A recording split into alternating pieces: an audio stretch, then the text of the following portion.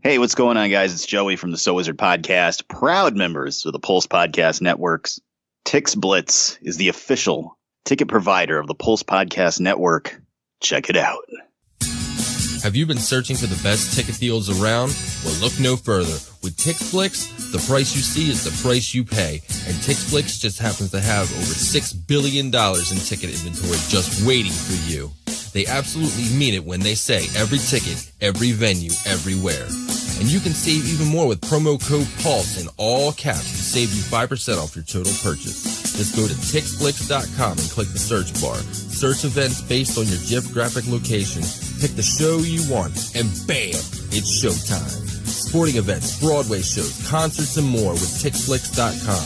And while you're there, be sure to sign up for the email newsletter so you can stay up to date on the latest news and savings with TixFlix. That's TixFlix.com. TixFlitz.com. Every ticket, every venue, everywhere.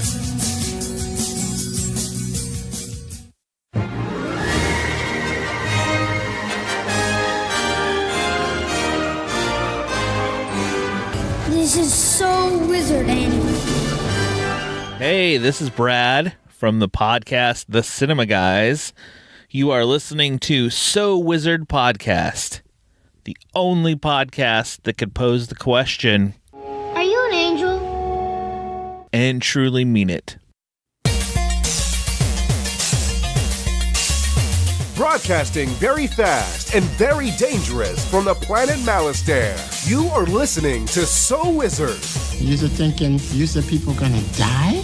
the only podcast to make the Kessel run in under 12 parsecs. There'll be no one to stop us this time.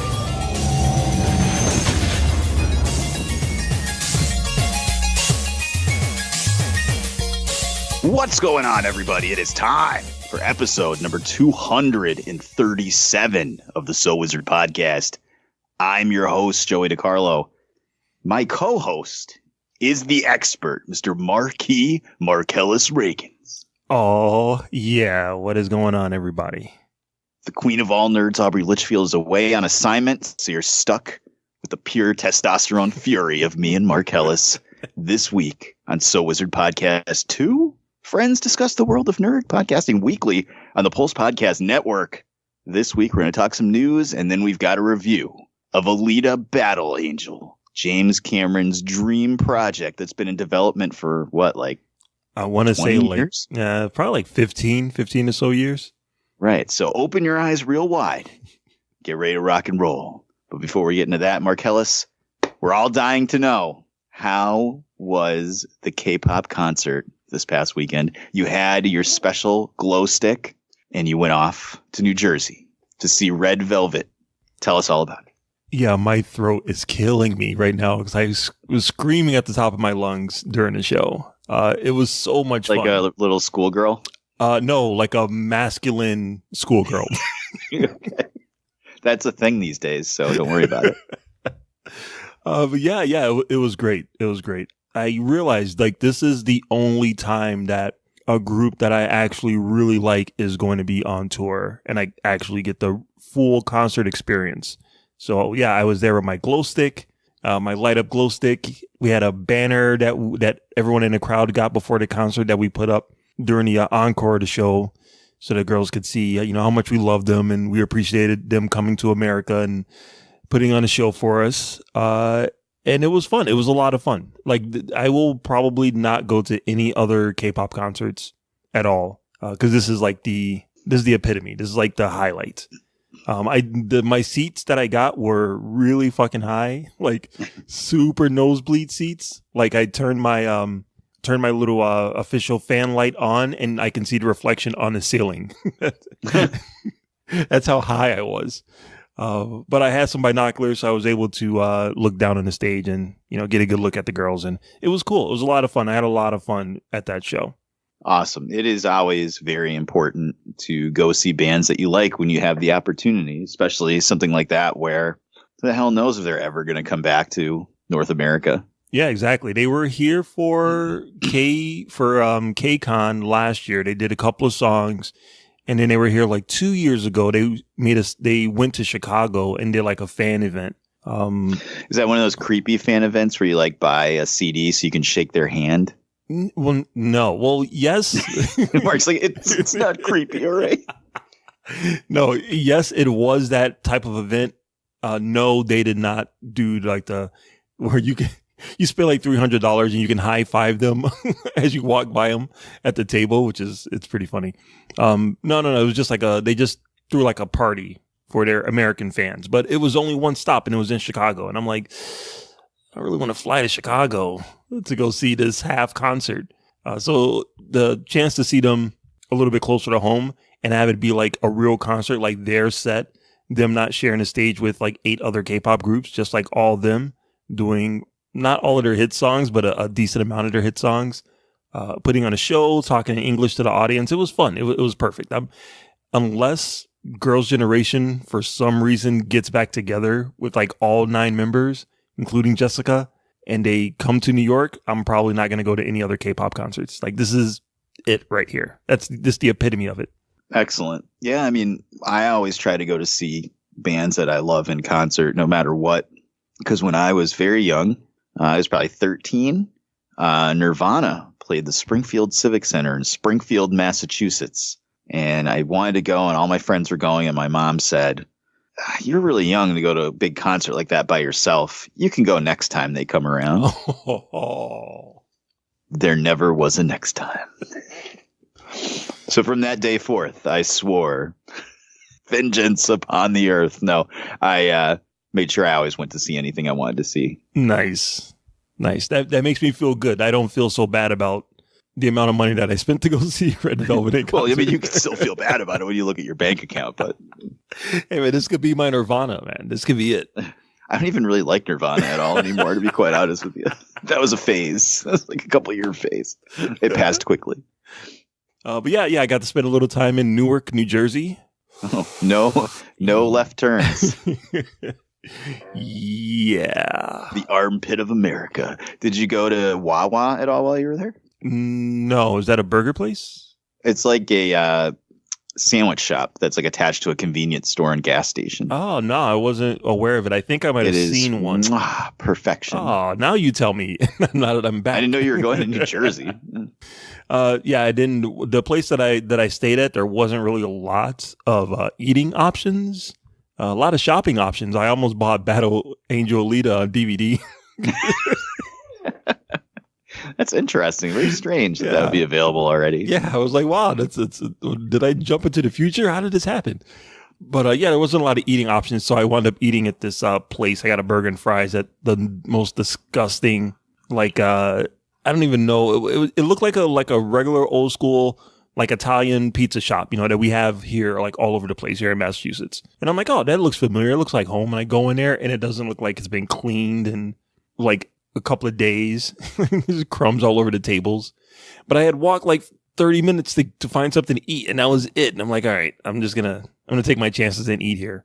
And it was disgusting. I mean, no, I take that back. The sandwich and the fries were actually really good, but man, the ambiance was off. Yeah, the ambiance was way off. But luckily there was other people there, so I know the place wasn't like, condemned. Right. You always are taken aback when you're like, did I stumble into the before filming of Restaurant Impossible right now? Yeah, this place was definitely like that. But yeah, other than that, it was cool. It was a lot of fun. I posted some pictures on Instagram and Twitter, and it was fun. And then on the way home, I had a quick layover in New York. And I get really anxious when I make these kind of trips. So I like over plan to do stuff, and I try to not miss the train like I did last time. So I had some time to kill, and I'm like, I'm in New York. I might as well see if I can spot Midtown Comics and see what's going on. So I stopped in there for a minute. They were having a 20% off sale, and I picked up a Alex Wilder pop figure to go on my desk. I don't even know what Alex Wilder is. Oh, Alex Wilder is the kid from Runaways. Okay. The kid with the afro and the glasses. When I look at my desk, I have T'Challa, Killmonger, Miles Morales, and a couple of, like about a month ago, I'm like, man, Alex Wilder figure will look really nice with these guys. So I didn't want to spend the money, but it was 20% off. So I'm like, yeah, I get that. All right. I can see that. I can see that. Cool. Yeah, so that was my experience, dude. How was your week? It was boring. I didn't do anything. I just worked and slept. And I got sick halfway through the week and missed a day of work, which was awful because all I did was sleep for literally 48 hours. Oh, Jesus. Yeah. Well, at least, Yeah, that wasn't fun. At least you got the rest up, so that's good. Yeah. By the end of the day, by the time it was time to go to work on Friday, I was so sick of being in bed. I was just like, I'll go to work early. I don't even care. Let's go. Just get me out of here. But yeah, speaking of work, like the worst ever was today when I went to see Battle Angel Alita. Excuse me, Alita : Battle Angel. Right. There's 2 theaters by us, equidistant from my house, so I can go in one direction or the other. So I went to the one that was by where I work, just because that's where the timing worked out to go to a showing. But it sucked because I had to drive from my house past my job to the mall to go to the movie theater.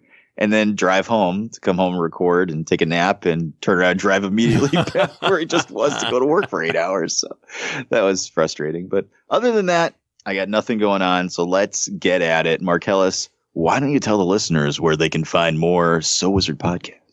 All right. So everybody can go to SoWizardPodcast.com where you will find new episodes every week. You'll also find some movie reviews from yours truly. You'll find some Netflix and Amazon streaming picks from our buddy, the awesome Adam Wallyhawk. You'll also find our merchandise there. You can purchase some of our t-shirts and look good while you're representing the show. A great way to support our show is by doing your Amazon shopping through the link that we keep right on the website. You click on that big A, you do your shopping, you receive your products from Amazon, and you'll be helping out So Wizard Podcast, which is great. You can also find our social media links there. We have Facebook, Twitter, and Instagram, so get at us. You can subscribe to us on Apple Podcasts and give us a 5-star review while you are there. You can also find us on a Stitcher Radio app for your tablet or smartphone. You can find us on Podbean, Google Play Music, and you can stream our show through Spotify. A great way to support our show is through our Patreon account, patreon.com/So Wizard Podcast. Donate a little bit of money, get some bonus material from us, and you get to help out the show. Shout out to all of our podcasting buddies all over the world. Back to you, Joey.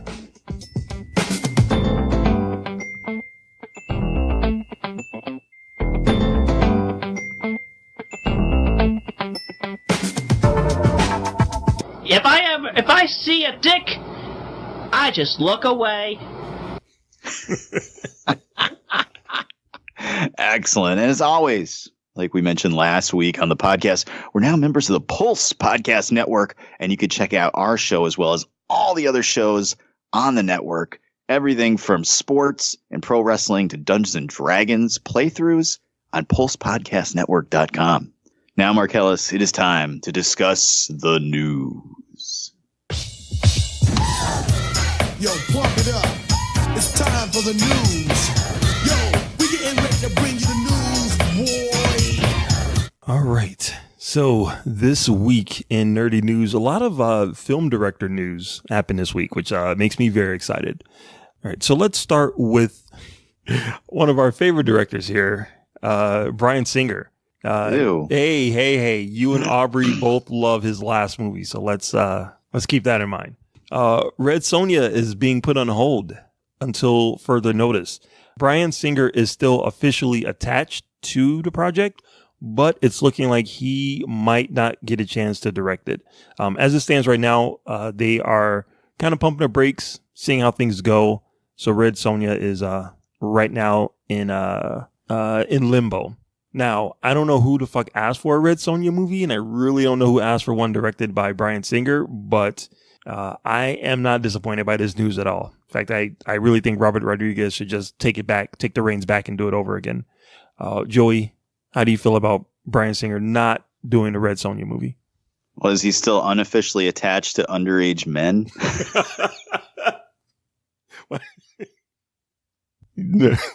No. Possibly. Allegedly. Maybe. I am not a huge Bryan Singer fan, even without all the background noise surrounding him. I mean, is there anything he's directed where you sit up? Well, I mean, The Usual Suspects was good, but it's not a name that moves the needle. What do you think? Dude, He did Bohemian Rhapsody. He did like. How much of it did he do? He got fired halfway through it. No, it wasn't quite halfway through it. I'm gonna say probably about, from what I could gather, probably about 80% of that, 75% of that movie is Bryan Singer. Bro, anybody could have directed that movie. Look, I love that movie. That's but right. Let's be real. Do you think the other guy directed 90% of that movie? What did they do? Just like put a camera on the four of them in a room? I mean, dude, I'm telling you, that movie is Bryan Singer all over it, whether you want to admit it or not. That's his movie. I'm sorry, but like Louis Letellier could have directed that movie. Anybody could have directed that movie. But the point is, Bryan Singer did direct most of it, and you and Aubrey both love it. It's one movie. There you go. There's one. I'm just saying, he's not somebody that moves the needle. It's not like Tarantino or James Cameron or somebody where they announce a project and it doesn't even matter what it is. You're like, I want to see that. Yeah. So who cares? Get somebody else to direct Red Sonja. Why do we have to have a Red Sonja movie anyway? Like, who fucking cares about that? Oh, we got to set up the Conan cinematic universe. This is like some studio somewhere learning the absolute wrong lesson from Wonder Woman making a lot of money. Nobody wants to see a Red Sonja movie. Sorry. That's right. Brigitte Nelson ain't walking through that door, folks. And if she does, she'll be old. Yeah. And I mean, come on, let's admit it. It's going to get turned into a TV show for Amazon in a couple of years anyway. So I don't even know why to even bother trying to get this off the ground. They have about 328 seasons of the Wheel of Time to get through first. But. All right. Okay. So Red Sonja off the table. Bryan Singer may or may not still be attached. All right. So then in other director news, Mark Webb, who you may remember from The Amazing Spider-Man and The Amazing Spider-Man 2, is set to direct a remake, or not a remake, adaptation of an anime. An anime? Why don't you understand that anime belongs in the trash? Of a movie that I've talked about before called Your Name. It's the highest grossing anime in, I want to say, history. It's made, when it came out a couple of years ago, it made a ton of money. Put it at number one. It's a story about a teenage boy and a teenage girl who wake up one morning they're in each other's bodies without realizing it. Kind of like one of those 80s body switch movies with Fred Savage, Judge 18 Reinhold. again? Or Kirk Cameron, yes. Vice versa.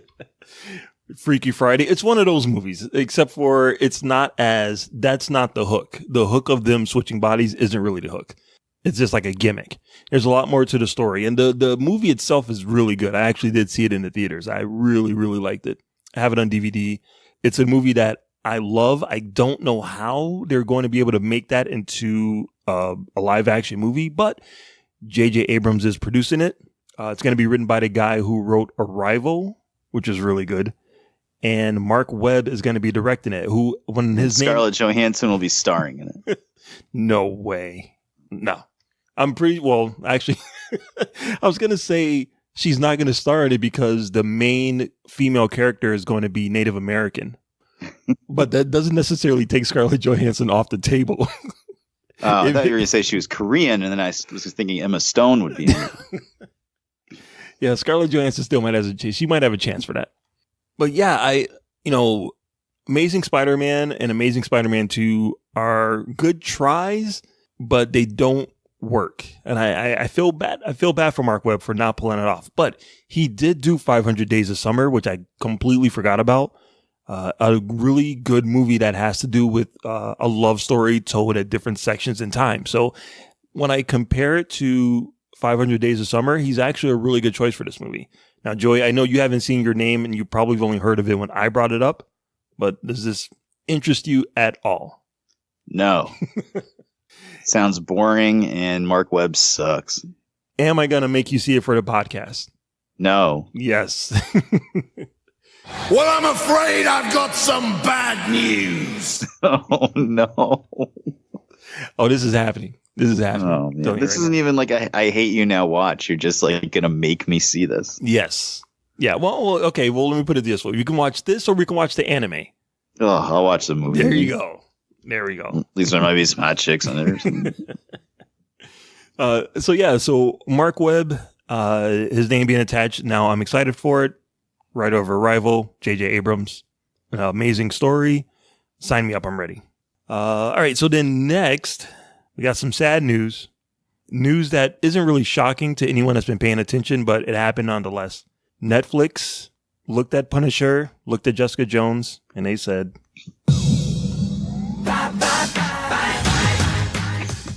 so cue the Milli Vanilli.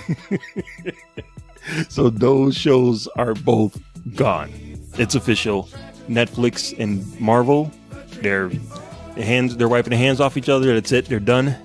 The connection is over. The relationship is completely finished.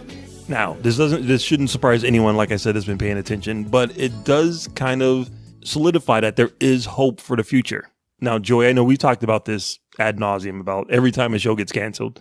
What does that mean for the future? Does this give you any kind of satisfaction that this partnership is officially ended now? Well, I don't have satisfaction about it. I don't have any movies starring Justine Bateman about it, but that's a deep cut. Deep cut, dude. I don't remember what they changed the title of that to when they put it on broadcast television. That's neither here nor there.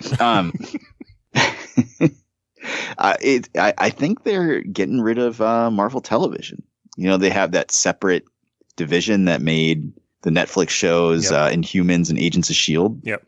I think they're getting rid of that because all the Netflix shows are gone. Inhumans was a disaster, and Agents of S.H.I.E.L.D. just got renewed for 2 seasons, but I don't think it's going to go on past that. And that's the only thing they have working.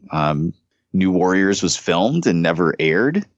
Well, I think that Cloak and Dagger is still going on, right? Yeah, that's about to premiere soon, I think. And Runaways is still going strong. Okay, so they have 3 shows, but I don't know, man. Especially with Disney Plus now announcing all these MCU series that actually have actors from the movies and will actually cross over with the movies. Mm-hmm. Kind of seems like maybe Kevin Feige's making a power play and getting rid of Marvel Television so he can have everything under his thumb, which is fine for me. But, you know, especially if the quality is going to go up even higher. But it sucks that these shows got canceled. It's very strange when people keep like saying, oh, they're going to go on Disney Plus, but they're not, because they're not PG-13 or lower rated shows. Like, right. You're not going to put Jessica Jones with like Luke Cage railing her in on fucking Disney Plus. So they could go to Hulu, but I mean, they'd have to buy out Netflix on this stuff. And it's just cost wise. It just might be prohibitive. Maybe over time that stuff will get all taken back and put on Hulu in some form, but I think people sitting here pining for a Daredevil season 4 to appear anytime soon are very, very going to be very, very disappointed. Probably, but I still think that there's a chance that these characters come back in the movies. Like, I still think we could get a Daredevil feature film with the same actors. You know, maybe it's just a pipe dream, but I don't know. I think it's possible. I don't know if the groundwork is laid for that, but I think that's definitely a possibility. I think the important thing is that Karen Page is out of work now, and she may need to be consoled. I am here for you, Karen Page. It's not a real name. Escape Room. I'm here for you, Escape Room. Actually, shout out to, all right, her name is Deborah Wall, I think. Deborah Ann Wall. Yeah, she just got married recently. What? Yeah. That's not good news. Well, good for the good for the guy. Yeah, good for the guy. I don't want to smell his hand, but I mean, shake his hand. But yeah, he seems like a good dude, and I don't know how like wrong this is to say, but I'm going to say it anyway. The guy, you know, he's having a tough time with some kind of disease that he has that's been causing like blindness in him. So there is a real, like, I don't know, Karen Page, Matt Murdock vibe that I get from them when I see like pictures of them. But he did marry Karen Page. So, you know, he's almost Daredevil. That's like a deal with the devil. You know, I'll take away your sight, but you can have a smoking hot wife. So good for him. Yeah, good for him. Good for her. My heart's a little broken, but good for him. Yeah, I'd be like, honey, I forgot what your butt looks like. I need to like touch it. All right. I'm sorry, I'm blind. It's the only way I can see. So, speaking of Marvel and Hulu, there is going to be a slew of Marvel animated shows that are going to be coming direct to Hulu. 4 different shows. The first one is going to star Tigra and Dazzler. The second one is going to star Hit Monkey. The third one is, now Joey, correct me if I'm saying this wrong, MODOK? Yeah, that's right. All right. And then the fourth one is Howard the Duck. That's going to be written by Kevin Smith. And then all of these characters are going to team up in their own cartoon adventure called The Offenders. And this is all going to be on Hulu. Now, I don't know anything about any of these characters at all. I do know Howard the Duck from the movie. I never read I might have had a Howard the Duck book when I was a kid. But I love Kevin Smith, and the fact that he's going to be writing for Howard the Duck, I think that is a match made in heaven. I'm ready for that because I love Kevin Smith. I think him in a Marvel world is going to be really fun. So, Joey, how do you feel about these 4 titles, and how do you feel about them teaming up and making The Offenders? How is Dazzler involved in this? I thought she was an X-Men character. Well, actually, I guess she debuted outside of the X-Men, so she's maybe not part of that license, I guess. But I'm upset that Tigra is being roped into this since she's a founding member of the West Coast Avengers, and apparently now won't be part of that. It's going to be in some comedy show. I have no idea what a Tigra is until I read it today. Oh, she's like a girl that looks like an orange cat. Right. Yeah. So like Cheetah. Kind of. Yeah. Okay. How much time do you have? Never mind. Yeah. So I don't know. It's cool, I guess. It's really going to depend for a lot of this stuff. I'm not super interested in this. I'll be quite honest with you. Yeah. I have a weird sense of humor, and I don't know if I would find this funny. There's people that swear by a show called Archer. Have you ever heard of this show? Oh, yeah. Yeah, I've heard. I watched a few episodes. And I tried watching it, and it just wasn't for me. But everybody loves it. So, I don't know. It's a weird sense of humor. So, if these are 6, 8, even maybe 12, 13 episode seasons, maybe I could sit down and watch it. But I'm not going to sit down and bang out 24 episodes. Right. So it's really going to come down to that. I just can't see myself watching much of it. Yeah, I don't think I'll watch Tigra and Dazzler or MODOK, but Hitmonkey sounds interesting. That sounds like a cool concept. A monkey that's a hitman. I'll watch that. I'll watch the hell out of that if it's good. And of course, I love Kevin Smith, so yeah, I'm definitely down for Howard the Duck. But this does kind of show that Hulu and Marvel can work together on TV shows. Henceforth, there might be a bridge leading to the other shows that were canceled on Netflix. A small bridge, but there's still a bridge. So there's a chance. And that's it. That's all I got for the news. All right. Wow. Sweet. So let's take a quick break, and we'll be right back after these messages with our review of Alita Battle Angel. Hey, what's going on, everybody? This is 8-Bit Ray from the Gorilla Brain Podcast, part of the Pulse Podcast Network. Did you know that you could be using this spot to advertise your company or business? Well, I've done the research, and podcastinsights.com report that podcast listeners are loyal, affluent, and mostly college educated. But most importantly, are 5 times more likely to interact with the ad they hear on their favorite podcast than an ad from any other medium. If you would like to advertise your company or brand with our network, it's simple. All you have to do is send an email to marketing@pulsepodcastnetwork.com. I'll say it one more time. marketing@pulsepodcastnetwork.com. And we hope to hear from you soon. And we're back. All right. It's time to talk about the new movie, Alita Battle Angel. We both had a chance to see it. What we'll do first, as always, is talk a little bit non-spoiler, and then we'll play a sound drop delineating spoiler talk so you can jump off if you haven't seen it yet, or keep going as we spoil the crap out of the movie and talk about it even more in depth. But to get started, Markellus, what did you think, non-spoiler, about Alita Battle Angel? It's kind of a complicated situation for me to talk about this movie. I did write a review that is on the soulwizardpodcast.com website.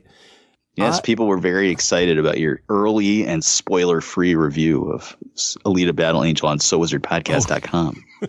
Oh, nice. I forgot it was early. Yeah, it's been a while since I have seen it. I like this movie, but I also really like the anime, and the anime in ways doesn't make sense in some aspects. Why don't you understand that anime belongs in the trash? So I really like this movie because it followed a lot of what the anime did. So I'm kind of partial to it. So I liked it. Yeah, you liked it. Yeah, I liked it a lot. Didn't love it. Okay. And what about you, Joey? I fucking loved this movie. What? What? What? No. I loved this movie. Move over, Mikasa from Attack on Titan. There's a new waifu in town, and her name is Alita. No, I don't believe that at all. I fucking love this movie, dude. All right. So, all right. Well, we'll get into it for spoilers, but that's good. So you like everything about it. Not everything. Okay. Well, we could get into spoilers, but I was more than happy walking out of the movie theater. Wow. I definitely got my money's worth and enjoyed myself. So. Wow, I did not see that coming.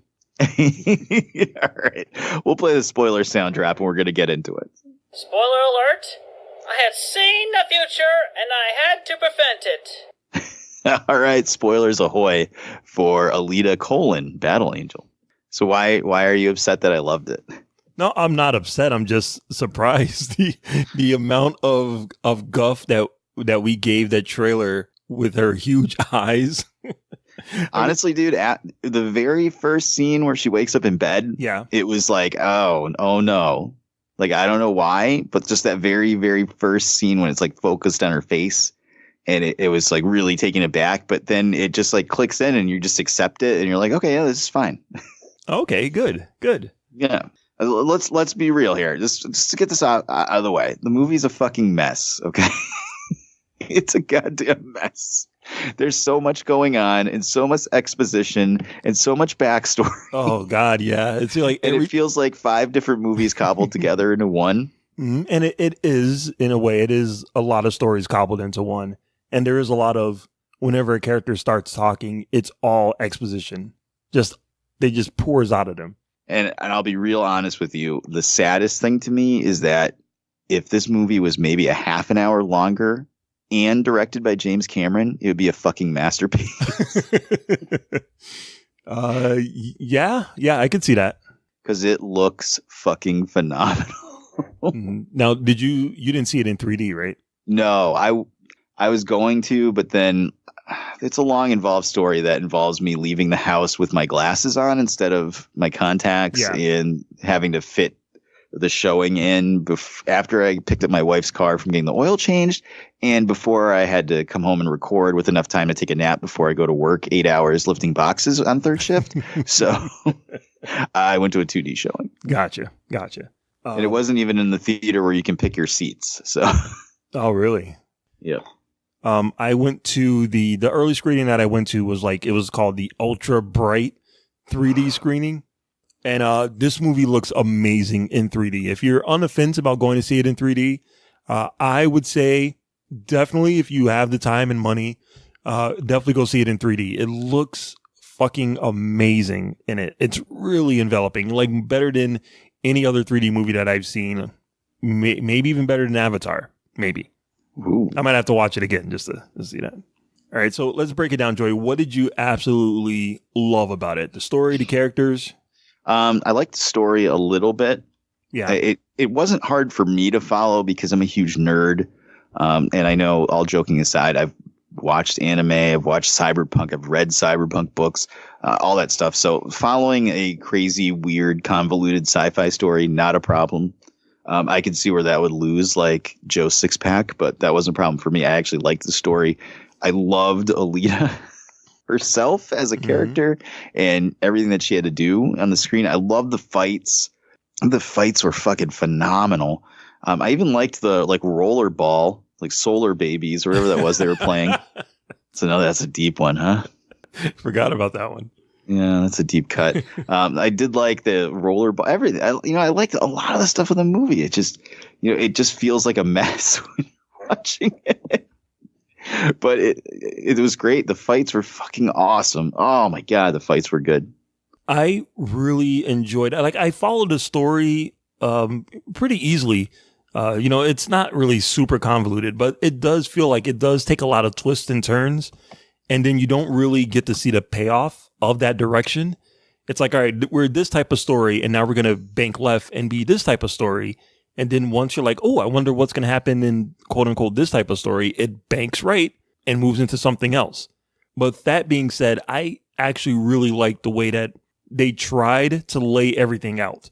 The only thing is it felt like it was a bunch of really cool scenes kind of strung together without a real backbone of a story to flow through it. You know what I mean? Yeah. While I was watching it, I almost started to think the same way. Like, this seems to start to be a problem that we're seeing in movies over and over again. And I almost like the third time in a row now, I think, with Venom, Aquaman, and now this, where I love Alita. I like the world she's in. I like all the other characters in the movie. I like her interacting with them. I don't give two flying shits about the story of the movie. Like, I could have just watched a movie about her walking around eating oranges. Like, that was fine. That was fine. So just like similar to Aquaman, it's like, this movie's great until it has to be a movie. Right. Yeah. And even with that, but because I watched the anime itself, it does follow the anime pretty closely. They do, there's scenes in the anime that when I saw it, I'm like, all right, there's no way they're going to put this in a live action movie. Like the promotional material for Alita shows her putting blood underneath her eye.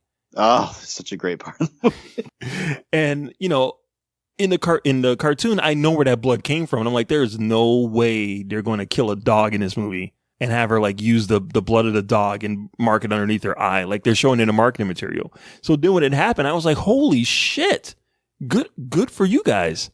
That I have, not that I, condone them killing dogs, but I'm glad that they paid enough respect to the anime that they wanted to make it literal. So that part I actually really enjoyed. And that whole fight scene in the bar was fucking amazing.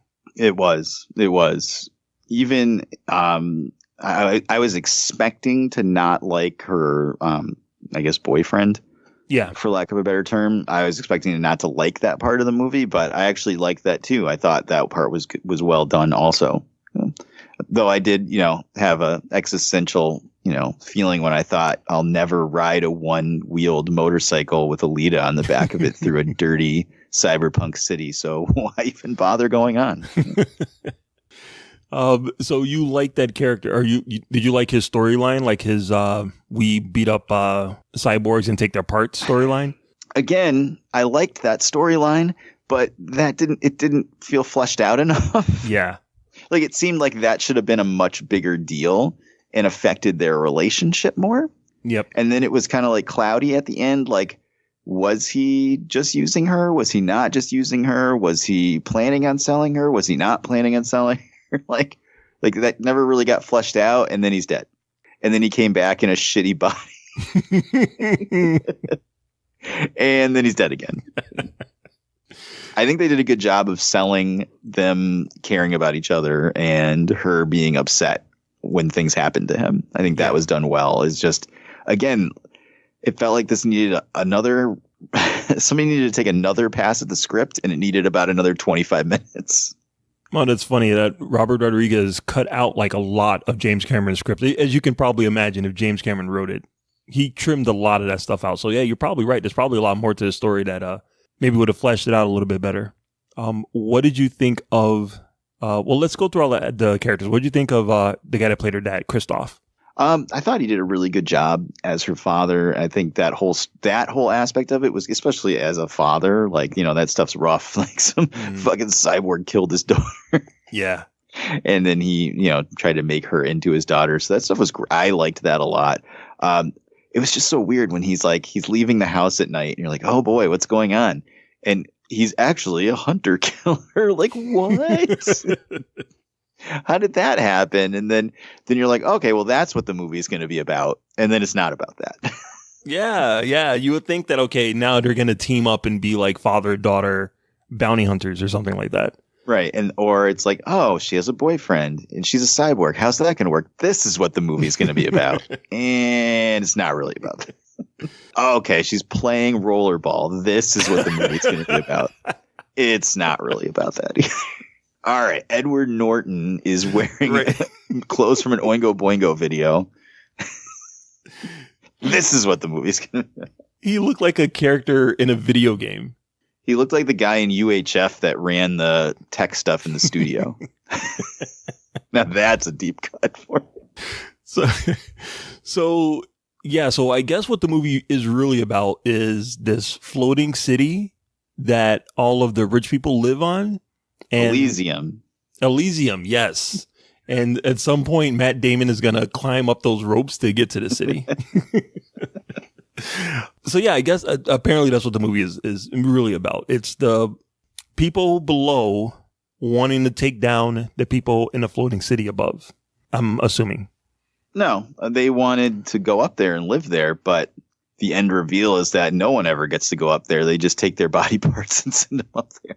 Because they took Jennifer Connelly's like brain and her eyes.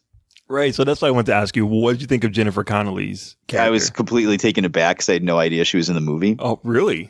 Oh, wow. Yeah. And then I was dying because he like took her brain and stuff at the end. And I was like, well, if she still looked like she did in Career Opportunities, he would have probably taken the rest of her. But, you know, there's no ride on horsies, I guess, in Elysium. So. No, forget that, man. There's a scene where she's laying in bed when she's talking to Mahershala Ali wearing the lingerie, and I'm like, fucking A, Jennifer Connelly can still get it, man. You still got it. Seriously. Oh my God. I'm like, yo, this chick is smoking. Yeah, a lot of people say that she's like wasted in the movie. I actually liked her character. I thought the scenes that she was in, she was there to serve her purpose, to be like the quote unquote mother figure of Alita without really being that way. You know, she had her dream. She saw that Mahershala Ali's character was lying to everyone. He was never going to get her back to that city in the sky. She was able to finally understand that he's not the man that she thought he was. He can't do the things that he said he was going to do. And seeing her, I don't know, reincarnation of her daughter in a way, it gave her character some depth. It meant something when she was able to save Hugo to help her daughter instead of, spinning what she's been doing the rest of the movie trying to kill her. I like that character a lot. I don't understand why people are saying that she's hardly in the movie or she's wasted. No, in the movie. I didn't think she was wasted at all. I thought it was fine. Again, but it was another thing where it would have been nice to have a little extra time in the movie fleshing it out because she's evil. Then she shows up and sees Alita crying and now she's helping her. Yeah, that's all I need. All those big old eyes, big eyes. I understand. As we've just discussed, we have Alita now #1 at the waifu ranking. But thank God for CG because I looked up the actress plays her. Oh, you didn't see her eyes are just not big enough. For me, Wow, how the tables have turned. All right, so what did you think of oh my God, I can't think of his name. The guy that was in Deadpool, that played Ajax in Deadpool as like the pretty face pretty face guy. I thought that was great, man. Holy shit, I love this guy, man. I think he's just a great actor. But seeing him in this, and then he was also in If Beale Street Could Talk in like a little part. This guy's a really good actor. Like, I really enjoyed him. I thought he was great in this movie as the pretty boy with the sword, with that the sword that he didn't deserve to have. I thought that whole thing was awesome. I was surprised because, again, the movies. At this point, when she goes into the bar of the bounty hunters, I'm like, all right, what is this movie going to be about at this point? And then she starts giving a speech about rallying them to fight the big giant bounty hunter. Right. And I'm like, okay, so that's what the movie is going to be about. And it's not, but that was actually, I liked that subversion of, Brian Johnson out of nowhere, subversion of my expectations. That she gave her big speech and the music's swelling and no one cared. Yep. I also like that her boyfriend was just like, This is a really bad idea. He just like did not want anything to do with fighting any of these people. So. Mm-hmm. And then it leads to that awesome fight with her and the big dude with the chains, finger chains. Yeah. Which it surprised me. I did not think she was going to get sliced up that way. No, I did not either. And you knew she was going to get that more advanced body somehow, because it's like Chekhov's gun. Like you don't introduce that body and then just not use it. Right. But I thought she was going to get it because she wanted her dad to do it. And he was like, fuck no. And then he was just going to give in and do it anyway. I didn't know she was going to need it. I love that she got sliced all to pieces and she's had one arm. She's still fighting. She punched her fist into the guy's eye. She only has one arm and she used it to punch this dude in the face. You gotta love it. Fight scenes were phenomenal in this movie. Yeah. And what did you think of the rollerball sequence? It was cool. I thought that stuff was cool. I thought it was really fun. It's been a while since we've seen a futuristic sport like this in a movie. When was the last time we saw anything like this? Real steel? Speed Racer. Speed Racer. There you go. Again, it wasn't fleshed out as much as I would have liked, but it was fun, you know. I don't know how she got into doing it at the end because she never finished the first race. So right, and I was kind of disappointed because they kind of lead this race where she's like, "All right, guys, we're gonna race and I'm gonna win and make some money and get up to the city," and every person on the track is like, "We're gonna kill this girl." Like we're literally, that's our job, is to kill her. So I wanted to see her like be victorious over that challenge. And instead she leaves that challenge 3/4 of the way through to go save her boyfriend, who's in a whole nother thing. So it felt incomplete. But she got to come back. Yeah.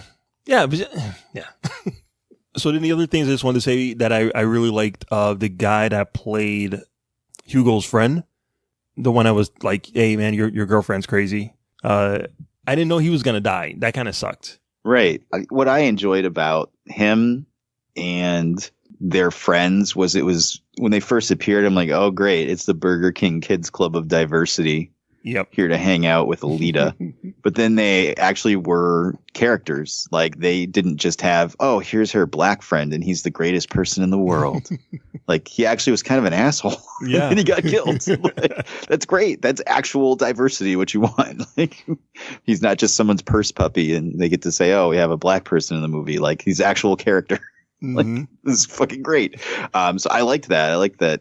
I was actually concerned up until that part, like how is this going to play out? Because they did do it, as much as it wasn't fleshed out enough, they did do a good job of kind of casting that doubt of, is her boyfriend really her boyfriend? Is he trying to use her? Is he going to turn and be bad with his friends? Like what's going to happen? So it was interesting. And then he ended up trying to help his friend and getting sliced in half. So yeah, I watching the movie, I'm like, man, I know this fucking kid from somewhere. Is the kid from Bumblebee? Oh, I didn't realize. Really? Yeah. And the Asian girl was from she was in a Deadly Class. Oh, okay. Yeah. The girl from Baby Driver was in this. The Spanish girl. No. Smoking hot chick that was with John Hamm. Where the fuck was she? I don't know. I just saw it on IMDb earlier, and I'm trying to figure out who the hell she played in the movie.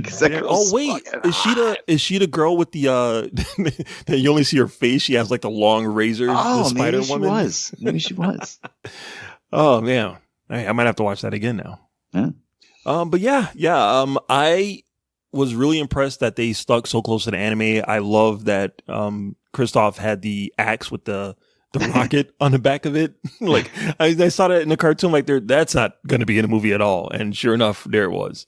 So yeah, the fact that they stuck so close to the anime, the movie doesn't quite work as a whole. It doesn't quite have like that crescendo where it gets you like to the end and you're like, fuck yeah, like the Matrix or something. But it's good. It is really, really good. I gave it extra points because it so closely mirrors the anime. All right. So, I'll echo what Mark says. It's a bit of a mess, but I still loved it. And God, I wish James Cameron had directed this. Not that there's anything wrong with the direction, because like we've said, the fight scenes are fucking phenomenal. The special effects look great. They did the best they could with the budget and the absolutely insane script that's all over the place. But man, could you imagine James Cameron doing this movie? Well, he's had 14 years to do it. And I mean, come on, let's be real. The only reason we're seeing this movie is because Robert Rodriguez was like, dude, are you going to make this fucking movie or what? Are you going to do this movie? And Cameron's like, I got shit to do, man. If you want this movie so bad, you fucking do it. Avatar 2 better be really, really fucking good. That's all I got to say. Avatar 2, 3, 4, and 5 are going to be amazing. Oh, God. I don't even want to think about it. Enough about that. Let's get a score out of 5, Mark Ellis, and a score of 0 to 5, with 0 being the worst and 5 being the best. What did you think of the Alita Battle Angel? The movie is a 3 out of 5, but I give it an extra half a point because the 3D is amazing and it very closely resembles the anime, right down to Hugo falling to his death in the clouds. I'm like, there's no fucking way they're going to put that in the movie. And they sure enough did. So, yeah, I'll give that shit a 4 out of 5. Oh, wow. All right. Well, guess what? I also gave it a 4 out of 5. Woohoo! I fucking loved this movie. Cannot wait to get it on Blu-ray. I think you guys should go check it out in the movie theater. It needs to make as much money as possible so we can get the sequel and see what the fuck happens when Edward Norton fights Alita in Alita Battle Angel 2, Electric Boogaloo. Oh my God, that's exactly what I was going to say. What the fuck is happening with Edward Norton? We need to know. This movie has to have a part 2. I know. He'll probably rewrite the script on set 5 times. James Cameron, who? We're going to rip all of these pages off. We're going to start over. Right. Give me Louis Leterrier. Oh, Jesus. Fantastic. So let's get some recommendations and wrap this bad boy up. Mark Ellis, what do you got for the listeners this week? Oh, that's a good question. I would say watch the Oscars. It's going to be on this week, or at least find out who the winners are and then come back to the Soul Wizard Facebook page and see how I did picking my winners. Last year I did pretty good. Year before that, not so good. But I have a good feeling this year that this is going to be good. And so that's what I would suggest. Watch the Oscars and follow up with the Soul Wizard Facebook page.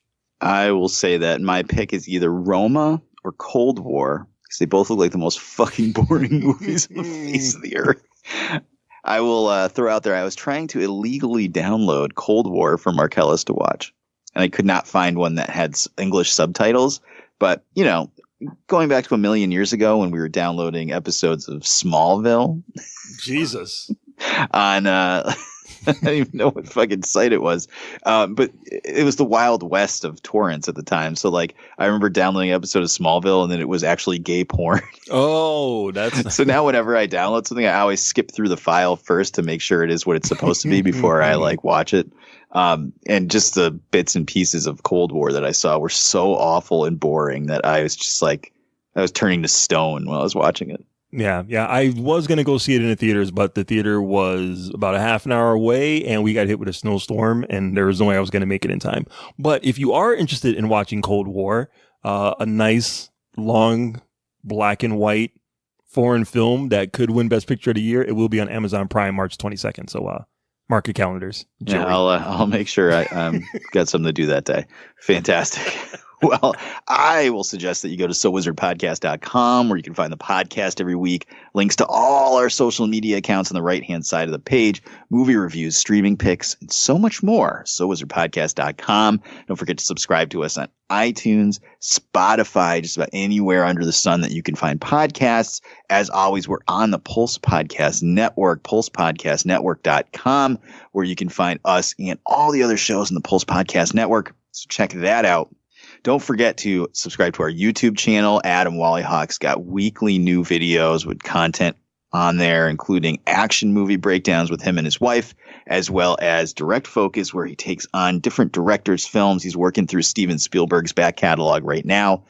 We got our Patreon page, patreon.com/SoulWizardPodcast.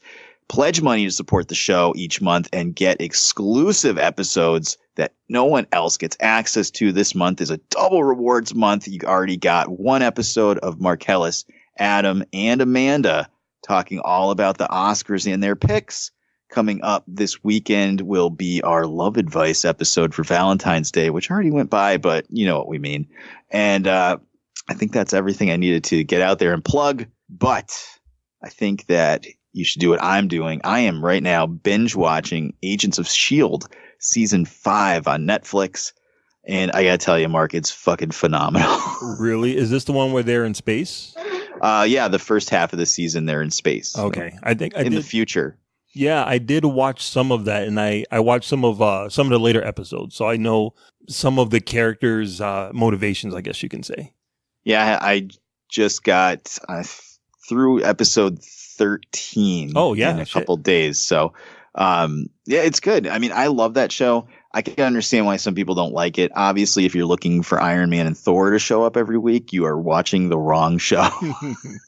But if you used to like cheesy Saturday syndicated shows like Lex or Cleopatra 2525 was my fucking jam. Or what was the other? Gene Roddenberry's Andromeda, like that kind of show set on the outskirts of the MCU. This is phenomenal, and if you've been watching it for 5 years, a lot of stuff starts paying off in season 5. That's been building and building and building. So it's great. I would suggest checking out Agents of S.H.I.E.L.D. And I also will suggest that you check out The Umbrella Academy on Netflix, because that, my friends, is what we'll be talking about next week with special guest, our friend Tim Jones, the artist and creator of the Sour Grapes comic strip. And a good friend of ours will be on next week with Aubrey coming back to talk all about The Umbrella Academy and all the nerdy news that drops. But this has been episode number 237 of the So Wizard podcast. I've been your host, Joey DiCarlo. My single co-host has been Mr. Marquis Marcellus Reagans. Hey, 1 year ago this year, Black Panther came out. So happy Black History Month. Wakanda forever. We'll see you next week, my friends. Remember, future events such as these may affect you in the future. Good journey.